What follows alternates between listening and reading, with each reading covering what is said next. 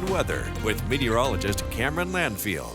Good morning, everybody, and happy Tuesday. Today is looking a lot like yesterday, and so are the conditions and temperatures. It's basically a repeat, which means we've got good news. So, starting with our live camera out over Eugene, and of course, the sun is out at this point. It's just going to continue to warm things up, too.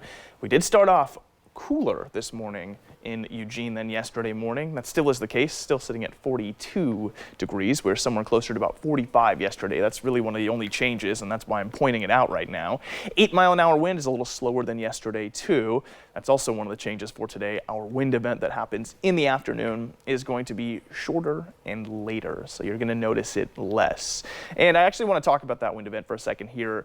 Now, oftentimes we get winds when there is a big shift in the upper atmosphere. We see a gradient in the pressure arriving. So if a lower pressure system moves in or a higher pressure system moves in, generally that makes the winds change. But something else at a very local level that's going to keep happening pretty consistently as long as we're in the summer months is every afternoon when we have a whole lot of heating close to the surface, that actually overturns the atmosphere and brings us an afternoon wind event, especially when we have all this high heat. So just expect that as long as it's hot. It's not a real wind, it's sort of just a local shifting.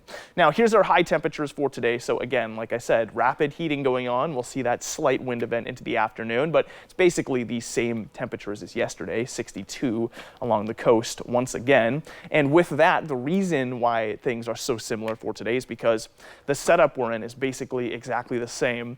We've got that low pressure cutoff system down towards Southern California, just rotating there. And what that's doing is increasing our north winds from our high pressure that's moving in. So basically everything's just drawing in from the north for today all the way through the day, and that's what we're seeing here on the winds. This is the upper level wind right now. That's just coming in from the northwest, mostly from the north though, which brings us drier conditions. And then closer to the surface, still basically all coming from the north. Now there's not a lot to see in the 7-day forecast. Basically Wednesday, it's a little cooler and there's a little bit of clouds. Other than that, we've got full sunshine the whole week ahead, average temperatures until we hit Saturday and Sunday, and then things get explosive. Look at that, 95 and 97 for the Basin Saturday, Sunday. Cascade Passes don't even have words on the forecast, just sunny.